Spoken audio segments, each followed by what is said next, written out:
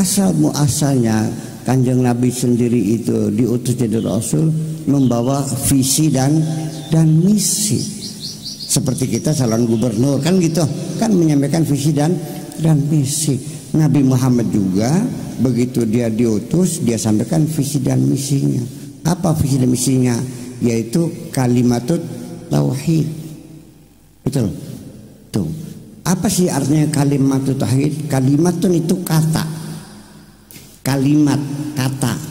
Tauhid itu masdarun min fi'li wahada. Semua fi'il sulasi yang diikutkan wazan fa'ala bitada'ifil aini, maka masdarnya adalah taf'ilan. Nasara yunasiru tansiran, qatala yuqatilu taktilan, wahada yuwahidu tauhidan. Kalau wahid itu berapa? Satu. Kalau wahada mempersatukan, tauhid persatuan. Jadi kalimat tauhid itu kata persatuan. Jadi Nabi sendiri turun di alam dunia ini adalah untuk mempersatukan umat manusia. Bukannya orang Arab. Wa ma arsalnaka illa rahmatan lil alamin. Nah, kata persatuan itulah menjadi visi Kanjeng Nabi Muhammad.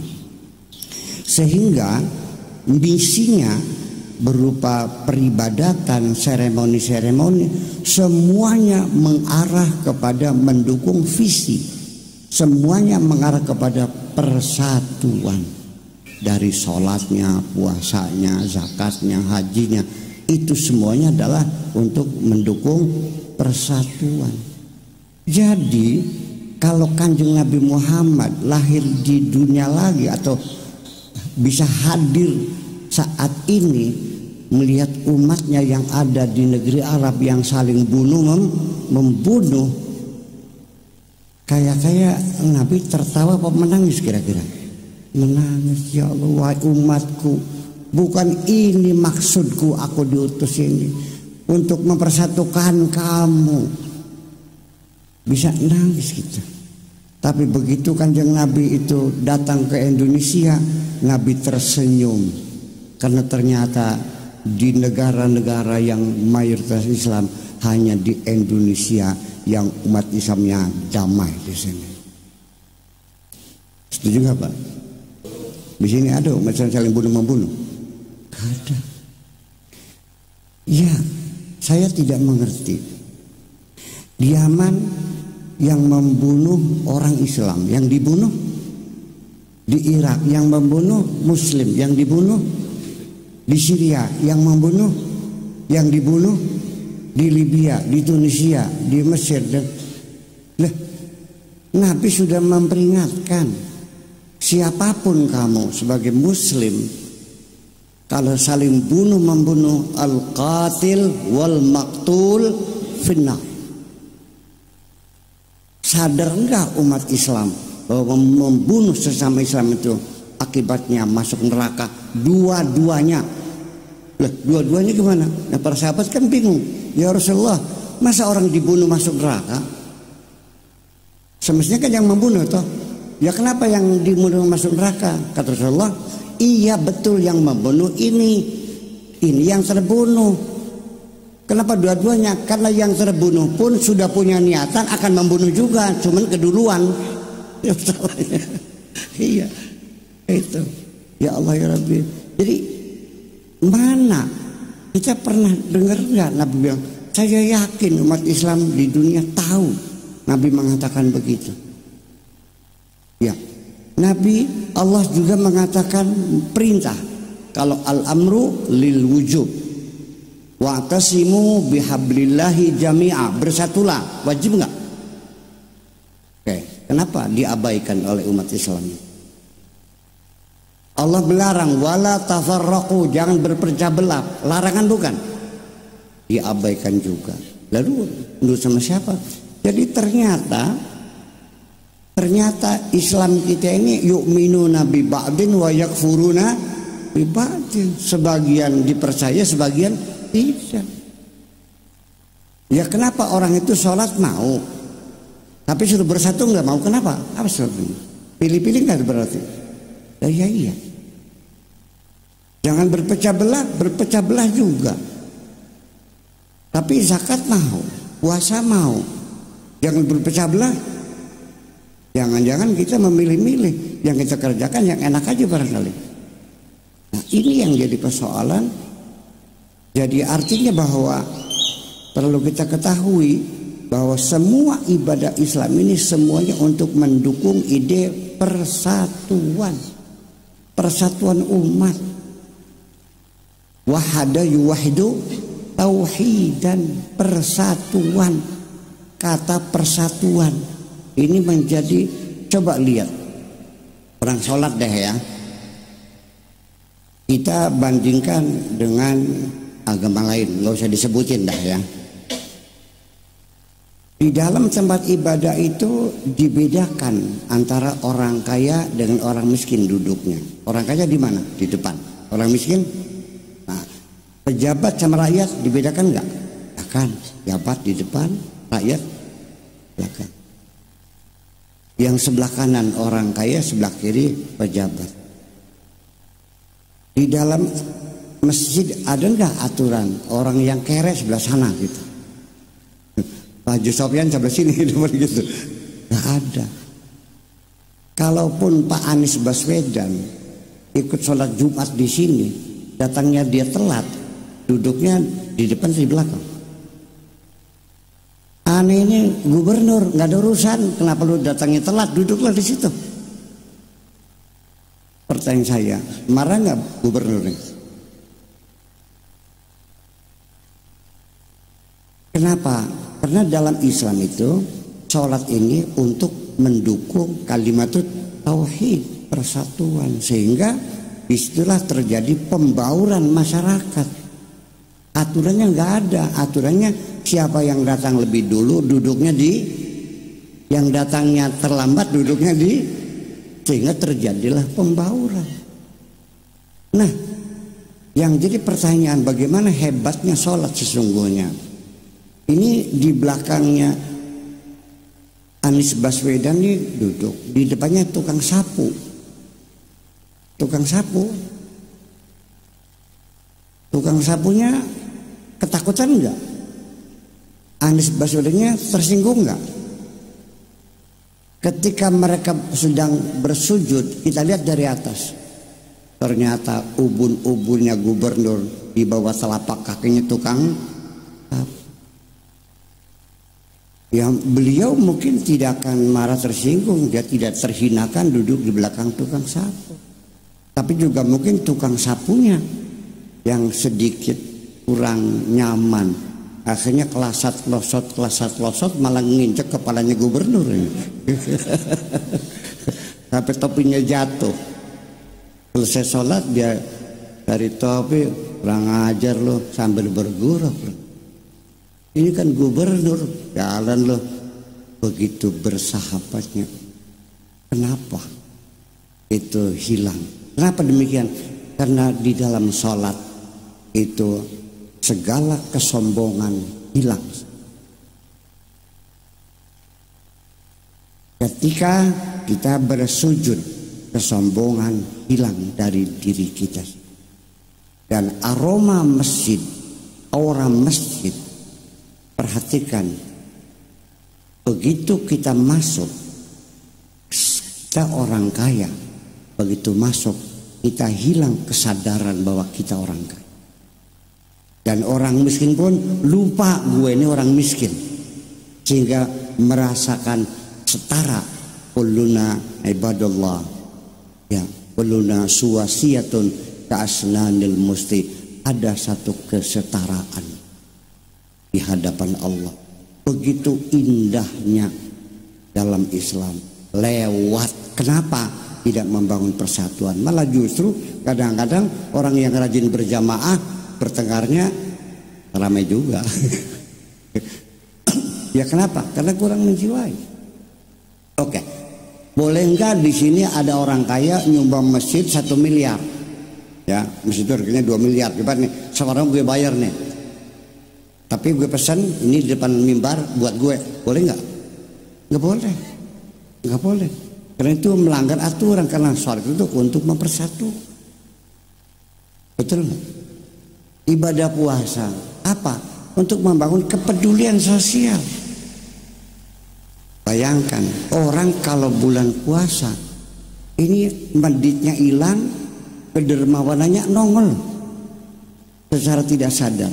Sok bayangkan bapak sekalian, menjelang maghrib itu kenapa ibu rumah tangga itu kok memperhatikan dapurnya tetangga? Kok dari pagi nggak ada asapnya sih? Disuruh anaknya, Neng, itu tetangga kita dapurnya nggak pernah keluar asapnya tuh.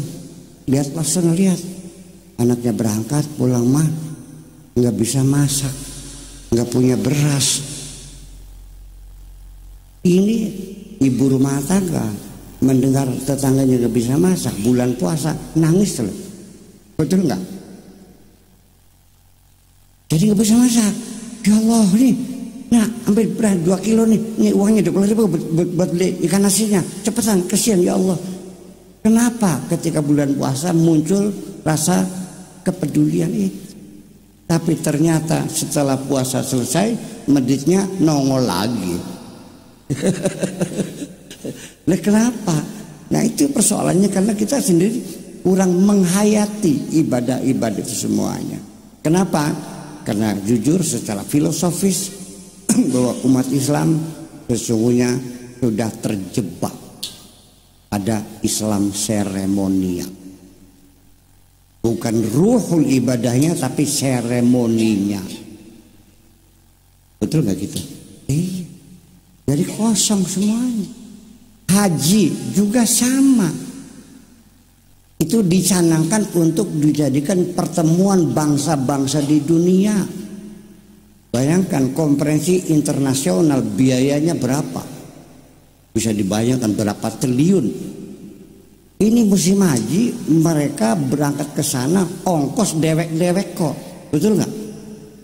Ya kenapa dalam musim haji tidak diadakan meeting pertemuan antara amir-amir haji di hotel mana, berbicara, mengambil sikap bersama menghadapi situasi kondisi sekarang ini? Kenapa tidak diadakan pertemuan? Memang tidak boleh. Ada yang melarang. Tunggu saya bilang sekarang, ada yang melarang. Nah itu persoalannya. Jadi ya itulah makanya Kanjeng Nabi Muhammad sendiri ketika mengabadikan tradisi atau seremoni haji itu bukan mengabadikan kemusyrikan. Jadi Nabi Muhammad itu tidak menghabisi tradisi yang ada, tapi dimodifikasi yang sudah ada nih, yang baik-baik bisa diselamatkan, bukan dihabiskan seluruhnya. Kita sendiri pernah mengalami dihabisin seluruhnya. Orde Baru jelek semua, sampai GBHN nggak ada apa ya? Bukan begitu, yang baik kita urusin, yang buruk kita baik. Nah itulah makanya bahwa Islam sendiri sesungguhnya tangan Kanjeng Nabi Muhammad ini tidak menghabiskan semua tradisi zaman dahulu, tapi diseleksi yang masih layak, masih bagus dipelihara, yang buruk dibuang. Maka terjadilah itu mata rantai budaya yang saling mengikat. Begini,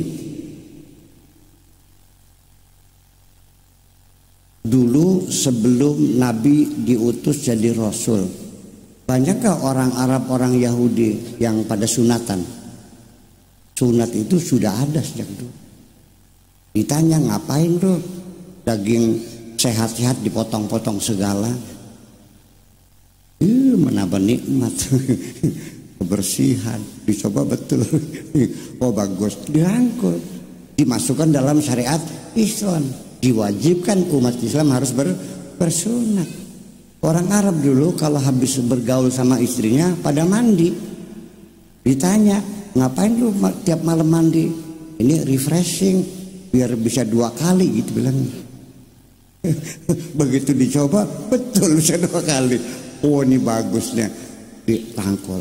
Nah saya kira tradisi dalam mengembangkan Islam di tengah masyarakat itu tidak frontal, tidak pernah mengadu, mengkonfrontir agama Islam dengan budaya lokal yang ada. Termasuk haji itu juga budaya lokal. Sebelum Nabi jadi Nabi sudah ada orang haji. Tapi caranya di sana dulu, kalau tawaf tuh telanjang, ada yang telanjang, ada yang bersiul-siul, muka awat tasdia, kan ada yang bersiul, ada bertepuk tangan. Itu tetap. Nah, tetapi pakaiannya diganti, bacaannya diganti. Saya kira Islam di Indonesia itu prosesnya seperti itu kok. Indah enggak? Nah, indah itu persoalannya. Jadi begini, orang haji, orang umrah lah. Coba jujur nih.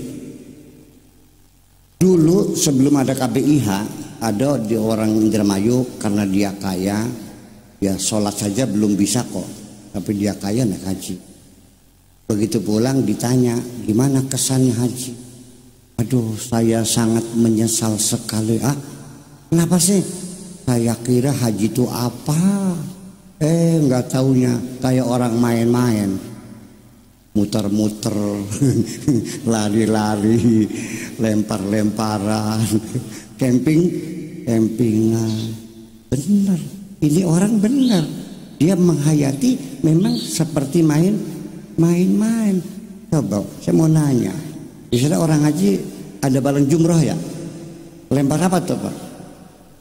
Lempar setan. Kira-kira kena nggak keningnya? Nggak mungkin. Setan itu gelombang, ini batu, nggak mungkin kena.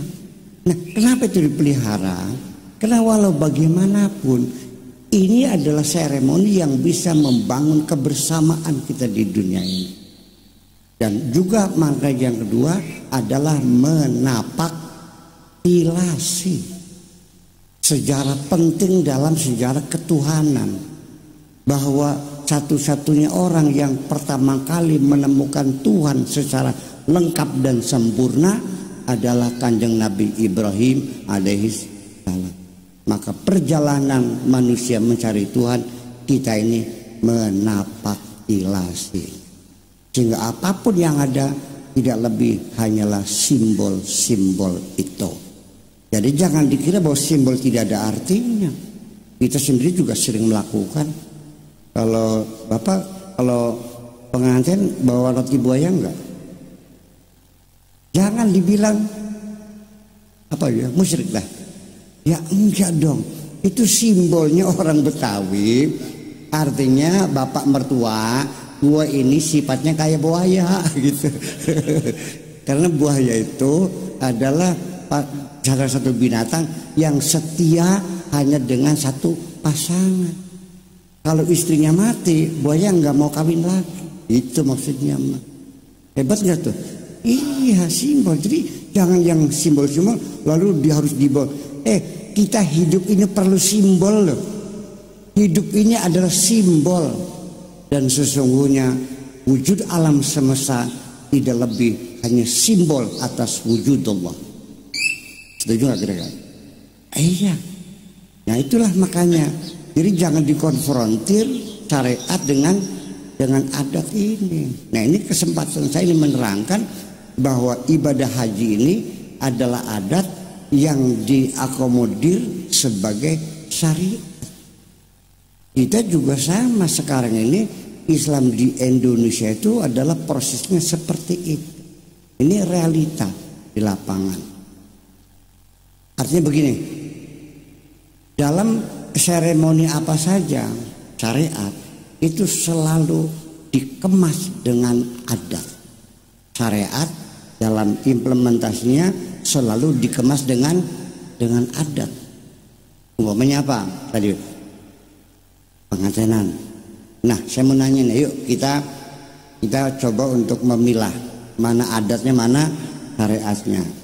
Kalau orang nikah, akad nikah kan syariat ya. Tapi mobilnya 10 sambil bunyiin klakson, tetot itu adat apa syariat? Satu. Yang kedua, mobilnya itu dihias pakai kain Prada. Adat apa syariat? Dua. Kemudian pengantin lakinya turun di mobil, disambut oleh calon mertua, dikalungin bunga. Adat apa syariat? kemudian digandeng oleh calon mertua, adat apa syariat? Setelah itu kemudian pidato penyerahan pengantin laki-laki, adat apa syariat? Terus sambutan pengantin perempuan, adat apa syariat? Kemudian duduk berdampingan, adat apa syariat? Kemudian kudungnya ditungkrepin di kepala laki perempuan, adat apa syariat? Setelah nikah nginjak dicuci sama istrinya. Setelah itu tawuran apa, beras kuning sama uang, adat apa syariat? Roti buayanya, lah syariatnya mana? Cuman atu syariatnya, kobil tuh itu aja kok. Betul enggak? Bayangkan kalau kita ingin murni syariat tanpa adat, hambar rasanya. Sok tanya sini, ada nggak orang yang punya anak perempuan, buang semua adatnya, kita pakai syariat saja. Calon laki-laki datang, sahabat suka, wangkah tuka binti fulana bimari kata wakata kobil tuh riba pergi, mau nggak gituin? Ya udah, makanya jangan melawan adat. Adat itu, Buddha itu milik kita, milik kita. Nah ini saya kadang-kadang banyak melihat mas kita, satu adat yang hilang ternyata tidak dicari. Kalau bapak-bapak punya anak nggak pulang-pulang dicari nggak? Tapi kita kehilangan adat kadang-kadang tidak dicari, udah aja. Pada itu adalah sebagai membentuk kepribadian bangsa Indonesia. Nah ini makanya jangan mengkonfrontir adat dengan syariat. Yuk kita modifikasi, ya kan begitu. Marhabanan, tahlilan, maulidan itu semuanya bukan agama, itu adat kok. Percaya nggak? Nah, saya tadi malam Maulid Nabi di Masjid Agung Indramayu. Saya katakan bahwa hari ini kita mengadakan Maulid Nabi. Tapi saya ingin membangun terminologi yang khusus untuk ini, bahwa Maulid Nabi ini bukan memperingati hari lahir Nabi. Karena Nabi lahir tanggal berapa? 12 Rabiul. Sekarang sudah telat. Bukan, satu. Jadi Maulid Nabi ini bukan memperingati hari lahir, tetapi mau'idhah hasanah untuk menitipkan Kanjeng Nabi kepada anak cucu kita. Yang ketiga buktinya, saya tidak menyalakan lilin. Yang keempat, saya tidak menyanyikan lagu Happy Birthday. Jadi Maulid bukan memperingati lahir, tapi Maulid adalah untuk menitipkan Kanjeng Nabi kepada anak cucu kita. Masih salah juga. Gimana sih? Itu persoalannya. Jadi ini dulu kita menghabiskan tradisi-tradisi yang dianggapnya bertentangan dengan syariat. Oke, saya setuju.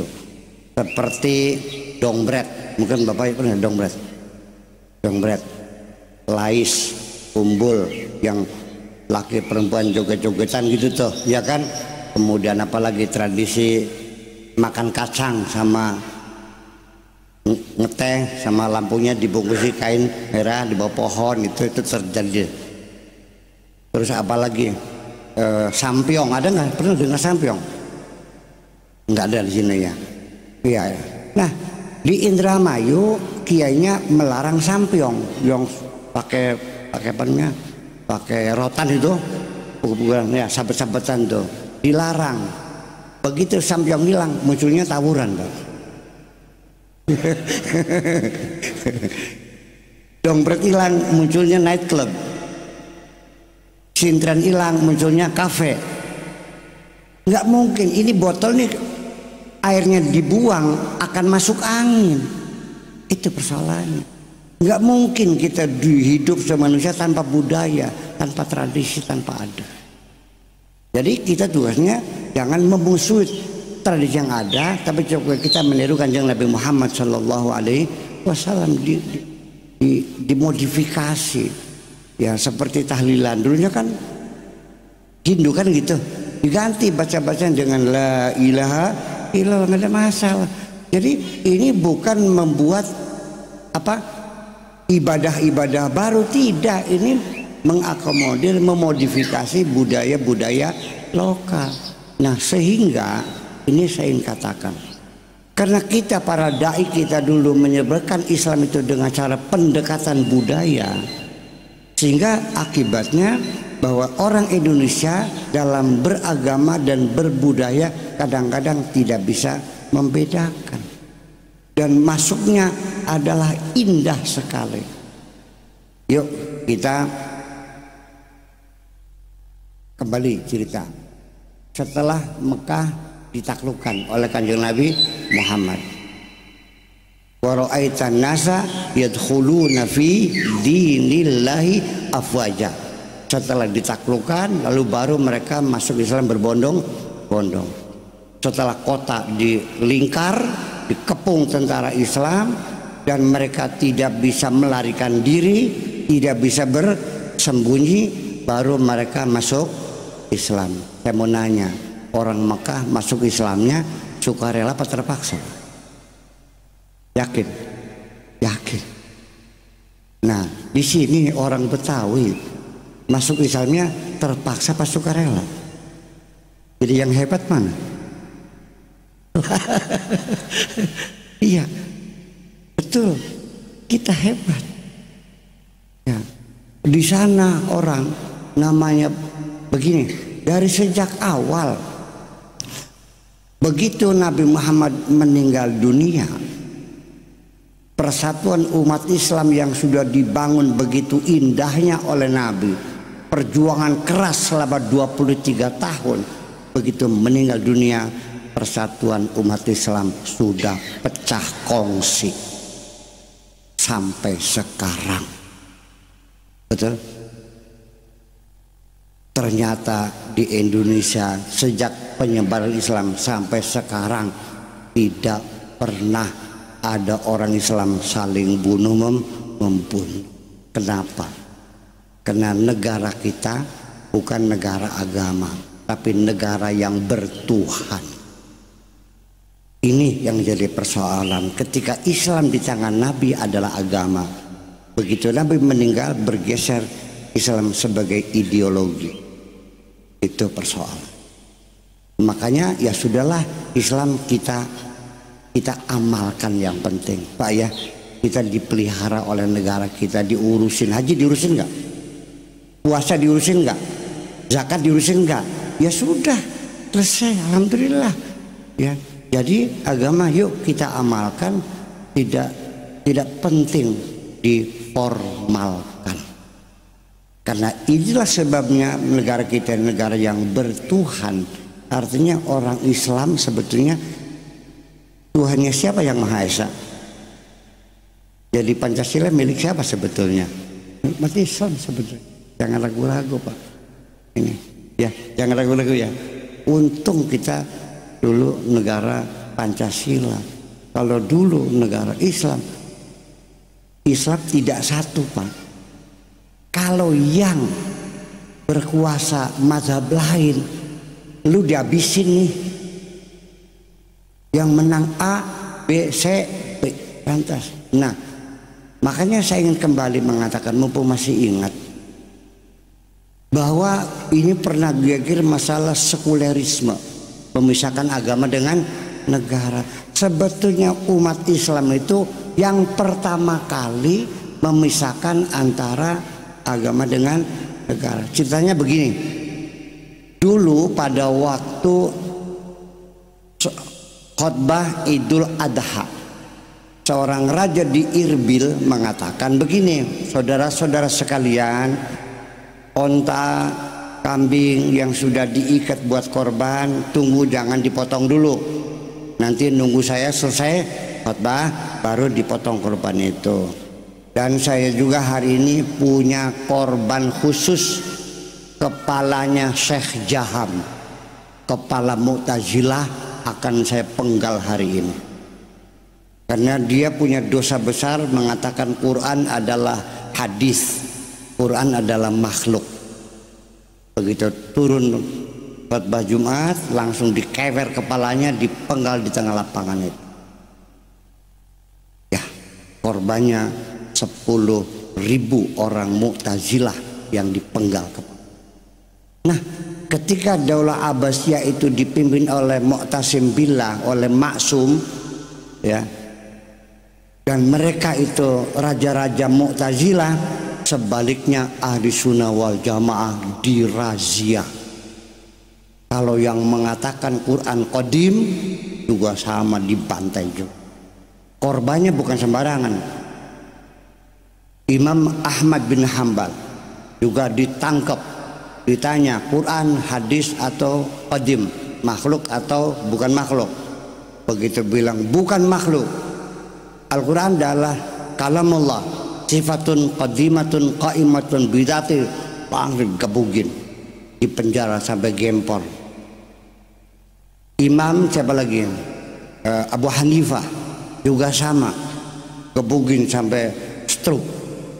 Nah, Imam Syafi'i, imam kita ini dipanggil lagi, diinterogasi. Quran makhluk atau bukan makhluk? Nah, cuma Imam Syafi'i ini cerdas nih. Langsung arkid dia. Cerdas. Ya Amirul Mukminin, berpegang tangan nih. Innal Qur'ana, pegang jari kelingking. Wa Taurat, jari manis. Wal Injil, jari tengah. Wa Zabur, jari telunjuk. Hadihi kulluha makhluqah. Ini semuanya makhluk, selamat dia. Nah, inilah makanya jadi para ulama pada itu gelisah. Dia datang pada raja, tuan raja, kamu ini nggak ngerti agama, jangan intervensi, ya merazia masalah agama. Sudah kamu urusan politik aja deh, yang urusin agama biar gue ini para ulama ngurusin. Terjadilah kesepakatan bahwa urusan politik dipegang oleh umaro, urusan agama dipegang oleh. Nah, kita sampai sekarang menganut paham umaro dan ulama.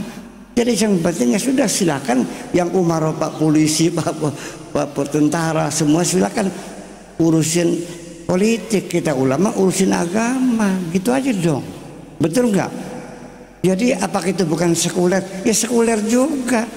Jadi kita paham ada ulama dan umaro, maknanya urusan politik yang megang umaro, urusan agamanya pegang. Yang penting ya ulamanya yang kuat, kira-kira bisa mengontrol pemerintah. Itulah kira-kira seperti itu. Betul, setuju nggak begitu tuh? Ya sudah, ulamanya yang benar, jadi panutan, jangan macam-macam kan gitu. Ya membimbing umat sebenarnya. Nah itu makanya jadi sekulerisme atau pemisahan umara ulama itu bukan pengaruh budaya barat. Kita sudah awal-awal memang di zaman Nabi Muhammad politik dan agama di satu tangan Kanjeng Nabi, betul nggak? Sholat yang mengimami Kanjeng Nabi, pajak yang ngatur Kanjeng Nabi, perang yang ngatur Kanjeng Nabi, sampai Khulafaur Rasyidin, karena mereka masih ashabul akhyar, ya, orang-orang yang kokoh. Tapi begitu raja-raja yang lain, dia tidak seperti Nabi lagi, maka akhirnya terjadi overlapping, tumpang tindih kekuasaan. Saya kira seperti itu saja masalahnya. Jadi Bapak sekalian, kembali bahwa kita sekarang ibadah umroh atau haji samalah. Ada satu pertanyaan lagi, kenapa orang kalau ingin naik haji itu padahal dia uangnya pas-pasan, tanah hanya punya 50 meter, dia sunyak dijual, pengen naik haji, keinginan menggebu-gebu ingin naik haji, padahal sholatnya masih malas loh. Lah kenapa sholat malas kalau haji bersemangat? Nah ini ada rahasia yang terpenting, bahwa dalam nadhariyatul uslub sendiri, coba kita perhatikan, ketika Allah menyuruh sholat menggunakan fi'il amar, aqimus sholat. Ketika Allah menyuruh zakat, wa atuz zakah, menyuruh semuanya, kecuali satu, ketika Allah menyuruh kita naik haji tidak menggunakan kata perintah. Seperti apa? Wa adzin fin nasi bil hajj. Nabi Muhammad dituruh Nabi, wa adzin, perkenankanlah manusia untuk berkunjung ke rumah Tuhan. Ada lagi walillahi ala nasi hijjul bait, kata perintahnya tersembunyi. Saya maknani pakai bahasa Jawa nih, walillahi lan iku tetap kagungan Gusti Allah, ala nasi ingatase manusia, nggak ada kata suruhnya.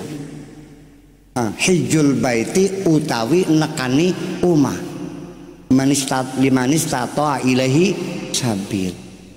Saya ada cerita dulu, ada kiai kasepuhan lah di sana di Indramayu. Guru saya juga namanya Kiai Mas Duki, sedang ada di rumahnya Kiai Haji Amsor. Saya kepengen Pak Kiai ini mampir ke rumah saya, dia guru saya. Jadi saya suruh santri saya, tolong sampaikan Pak Kiai Mas Duki bahwa saya sangat bahagia sekali kalau Pak Kiai berkenan ketika pulang mampir ke rumah saya. Gitu. Santri itu pergi, dia nggak laporan, pakai Mas Duki ini juga nggak datang. Saya panggil anak itu, kamu suruh gimana laporannya? Sudah, ya laporan dong bagaimana? Sok gimana ngomongnya? Suruh mampir gitu. Kok goblok banget. Pakai Mas Duki kata Buya, mampir katanya, ngaco kamu mah. Jadi karena dia ngomongnya suruh mampir, malah nggak mampir, betul nggak? Nah ya iya. Jadi bahasa itu semakin terbuka, semakin vulgar, itu semakin tidak nyaman. Itulah makanya orang naik haji itu semangat bukan main, karena Allah itu mengatakannya liman istata'a ilaihi sabila. Itu pun kalau Anda berkenan, kan enak. Bayangkan, itulah sebabnya maka kerinduan kita melihat Ka'bah sebagai rumah Tuhan itu merasuk. Tanah cuma hanya 50 meter dijual untuk naik haji, setelah pulang nggak punya apa-apa tuh. Ya kenapa? Nah, di sini saya mungkin berbeda dengan KBIH atau apa tim pelatihan haji ya. Manasik kan biasa nanti mumpung ada di tempat apa mustajabah di mana tuh? Bait Babu Salam, terus Hijr Ismail, apalagi Makam Ibrahim, ya. Di mana lagi tuh? Silahkan doa sampai segini tebal doa-doanya. Mungkin saya dalam kesempatan ini tidak memesankan Pak Haji Sofyan untuk meminta-minta di sana. Sebaiknya ketika kita terharu melihat Ka'bah, kita akan punya pengalaman yang sama. Saya juga pernah mereka pertama kali, nggak tahu dah, begitu melihat air mata menetes saya. Sama nggak begitu kira-kira? Nah, mumpung sedang ada di Ka'bah, saya tidak mengharapkan atau tidak menyarankan untuk banyak meminta-minta kepada Allah. Kalau datang ke sana minta hanya dagangannya laris supaya dapat jodoh, terlalu mahal. Kalau pengen dapat jodoh, ikut saya aja ke Tegalagung malam Sabtu di sana. Istiqomah bersama, cukup 200.000 ya. Iya mahal sana. Insya Allah mustajabah di sana dah gitu. Saya jamin deh nih, yang belum punya suami, yuk ke sana. Iya, langsung 2-3 kali udah dapat jodoh tuh. Iya. Nah itu jadi mahal. Jadi gimana? Nggak usah minta apa-apa. Minta kaya nggak usah. Sampaikan kerinduan kita di hadapan rumahnya itu. Ya. Hanya satu. Aku meminta ampun atas segala dosa. Dan sudah, tidak usah minta. Bedanya kalau di Mekah, yuk kita perbanyak istighfar saja. Kalau di Madinah nanti memperbanyak sholawat sebagai kerinduan diri. Lalu pulang-pulang dapat apa? Dapat segala-galanya. Kan gak minta? Enggak. Masuk akal nggak? Nggak minta dapat segala-galanya. Begini, Pak Nurul Akid ya, punya anak 5 nih. Contohnya Husnul Akid ya, punya anak 5. Yang pertama minta kawin, yang kedua minta mobil, yang ketiga minta rumah, yang keempat minta sekolah di Amerika, yang kelima ditanya, Neng, sok minta apa? Ayah, aku tidak minta apa-apa. Mau kawin lo? Enggak ayah. Mau rumah? Enggak. Sok minta apa? Ananda hanya minta ampunanmu. Kira-kira yang paling disayang anak nomor berapa Pak? Justru yang tidak minta apa-apa itulah yang paling disayang oleh Allah. Hanya minta ampunan saja. Ya. Nah, ini pelajaran pertama untuk orang yang masuk dalam dunia tasawuf. Pelajaran pertama, dengerin baik-baik. Man syaghalahu dzikri an mas'alati ataituhu afdala ma u'tisailina. Maknanya man syaghalahu dzikri, barang siapa yang dirinya hanya sibuk berzikir saja, an mas'alati, sehingga tidak pernah minta apa-apa kepadaku, ataituhu, pasti aku beri afdola yang paling hebat, ma'u'tisailina, daripada mereka yang banyak minta-minta. Bayangkan kalau sudah orang tua anak yang tersayang, nggak usah minta rumah, dia langsung disertifikati sama bapaknya. Betul enggak? Subhanallah. Nggak usah minta mobilnya yang terbagus. Apa? Hanya minta ampunan. Itulah makanya ini mumpung lagi di sana, yuk kita memanfaatkan pertaubatan di sana. Ya Allah, ampunilah segala dosa kami, yang langsung, yang tidak langsung, yang kelihatan, yang tidak kelihatan, yang sengaja, yang tidak sengaja, yang besar, yang kecil. Ya Allah, ampuni semua. Itu yang paling hebat. Jadi pada akhirnya mah ternyata yang paling hebat di sisi Allah itu bukan orang yang tidak berdosa. Orang tidak berdosa tidak hebat di sisi Allah. Yang hebat adalah orang yang banyak bertobat kepada Allah Subhanahu wa ta'ala. Nabi Muhammad itu orang yang paling banyak bertobat. Saya mau nanya, Nabi Muhammad melakukan dosa enggak? Kenapa paling banyak bertobat? Ini karena dia kekasih Allah. Lalu dosa apa? Ini pesan Nabi, ya ayuhan nas tubu ilallah fa inni atubu ilallah fil yaumi mi'ata marrah. Wahai manusia, bertobatlah kepada Allah. Aku ini sehari 100 kali bertobat kepada Allah. Oke. Nabi Muhammad dijamin tidak berdosa, tapi dia boleh nggak merasa berdosa? Boleh. Boleh. Dan dia real, merasanya bukan pura-pura, benar-benar merasa berdosa, dan dia minta ampun. Jadi kembali, bapak-bapak ini pengen bener gak sih? Kalau bapak pengen bener, satu, jangan pernah ngerasa bener.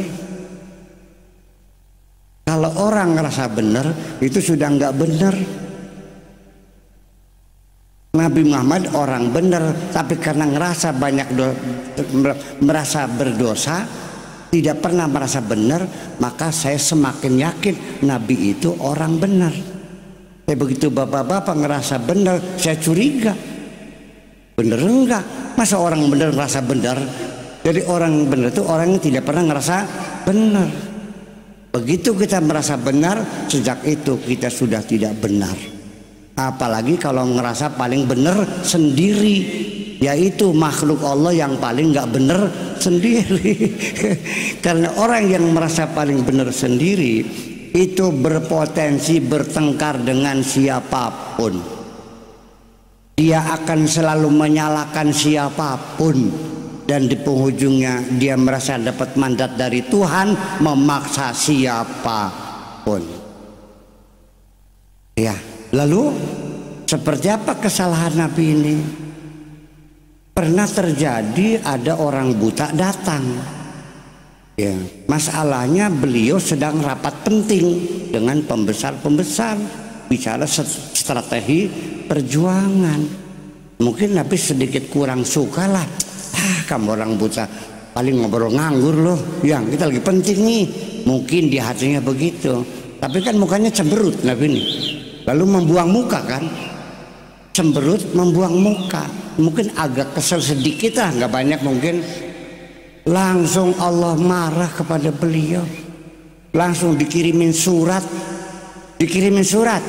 Tahu bunyinya apa? Abasa wa tawalla anja'ahul. Nangisnya 3 hari 3 malam.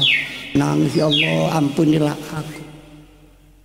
Sore nangis lagi 3 hari 3 malam minta ampun karena dia cemberut sama orang buta. Yang jadi persoalan, saya mau nanya sama bapak di sini, mau nanya nih, boleh nggak?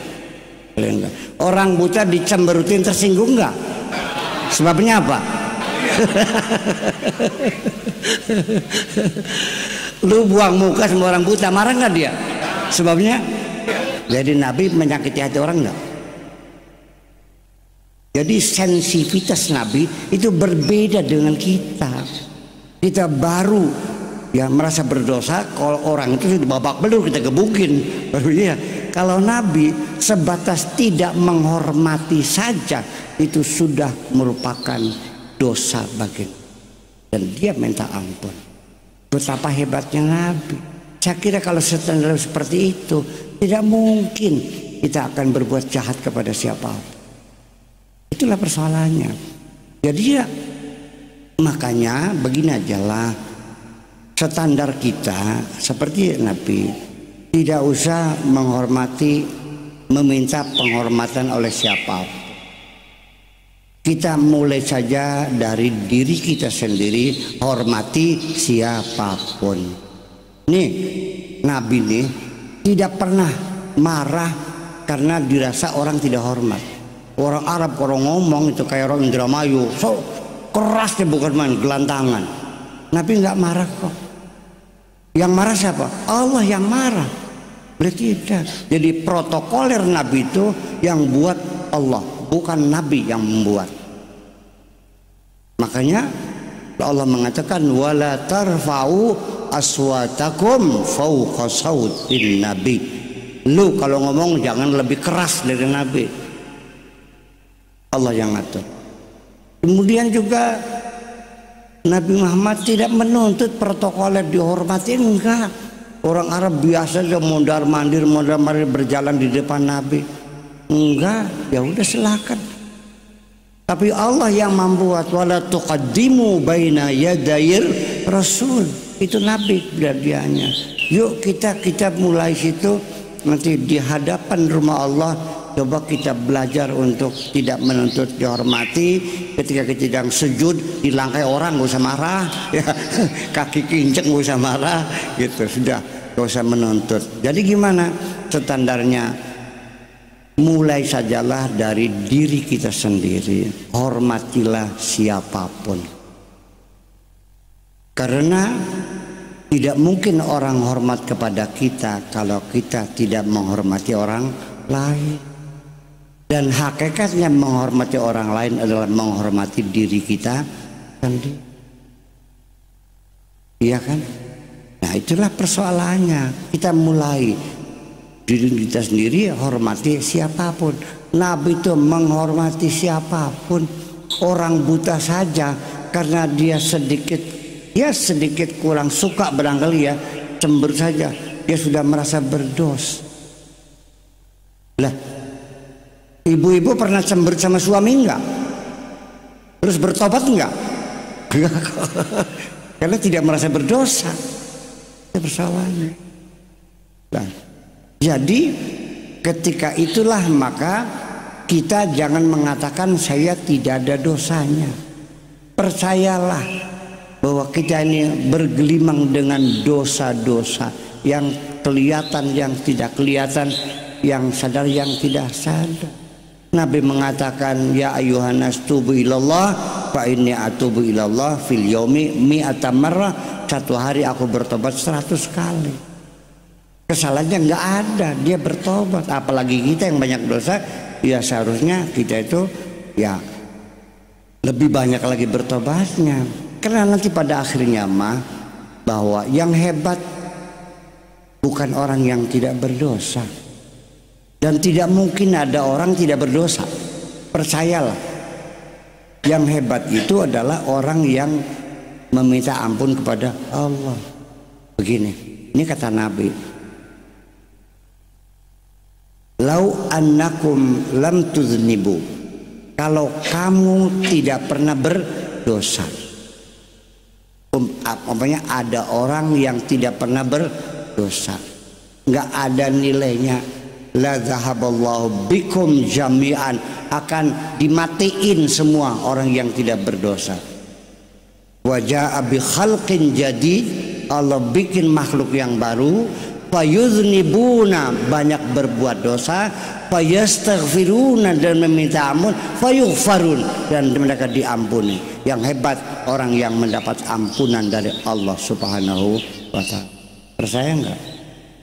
Pertobatan ini membawa kita nyaman, hidup kita bahagia, stres hilang, kepala nyut-nyutan hilang, kuping krepek-krepek hilang. Betul. Jadi dasar kan? Ya, jadi artinya bahwa nih, saya mau nanya, seorang narapidana dalam rangka 17 Agustus dikasih remisi, ya kan? Dibuka pintunya, kata sipirnya, silakan Bapak mulai hari ini bebas. Apa yang dirasakan? Kegembiraan yang luar biasa. Dari tempat yang sempit sel itu, dia menghirup udara bebas. Kebahagiaan yang luar biasa, terbebaskan dari hukuman itu. Itulah kebahagiaan orang yang meminta ampun kepada Allah. Percaya enggak? Makanya jangan lambat, segera. Wasari'u ila maghfiratin min rabbikum wa jannatin arduhas samawati wal ard. Segera banyak meminta ampun kepada Allah. Karena persoalannya bahwa semua ini akan selesai penderitaan kita. Semua kejahatan membawa siksa, semua kebaikan membawa kebahagiaan. Ampunan adalah menstabilkan kondisi kita. Jangan percaya, jangan tidak percaya bahwa dari emosi-emosi kita, dosa-dosa kita membawa siksa. Saya mau nanya nih, kalau anak nggak sekolah, bapak marah nggak? Marah. Istri masaknya nggak enak, marah nggak? Itu semuanya, apapun yang terjadi, sebetulnya kemarahan kita itu komplain kepada kehendak Allah. Apapun yang terjadi di luar keinginan kita menimbulkan kemarahan.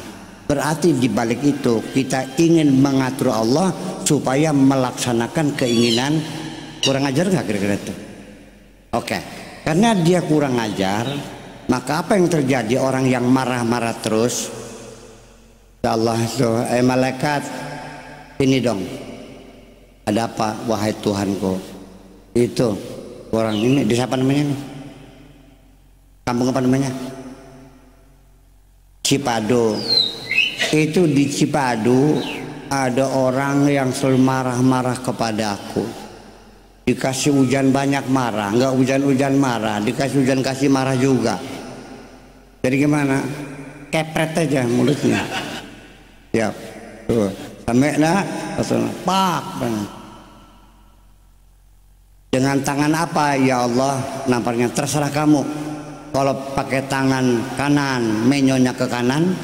Kalau pakai tangan kiri, menyonya ke kiri. menyon. Sudah laksanakan. Terus apalagi itu tangannya yang suka mukulin istri itu, pelintir aja, siap, kerekek lagi. Sudah, apalagi tuh kakinya diinjak kalian juga, tukang nendangin pintu tuh. Akhirnya apa? Jalannya diseret, tangannya nyekeplek, mulutnya menyon, ecesnya delawer. Karena dia selalu marah-marah. Itu kata saya, kalau bapak-bapak tanya kepada dokter, pada psikiater, akan diterangkan begini. Orang itu kalau marah-marah terus, ini paru-parunya tegang. Karena paru-paru tegang, maka paru-paru itu tidak optimal ya memompakan oksigen ke dalam darah kita, sehingga napas kita menjadi sesak. Kalau napas kita sesak, nanti otak sadar, bawah sadar kita memerintahkan jantung kita untuk berdegup lebih cepat dari yang normal. Yang biasanya 1 menit 70 detakan, karena kurang oksigen maka jantung dipaksa berdetak lebih banyak, menjadi 90 sampai 100 kali per detik. Maka terjadilah peningkatan hormon adrenalin. Ya, tensi menjadi naik. Tensi naik akibatnya stroke. Kalau stroke jalannya diseret, tangannya ngepet, mulutnya ecesnya sama enggak? Itu. Jadi makanya segera meminta ampun kepada Allah sebelum dikepret sama Allah.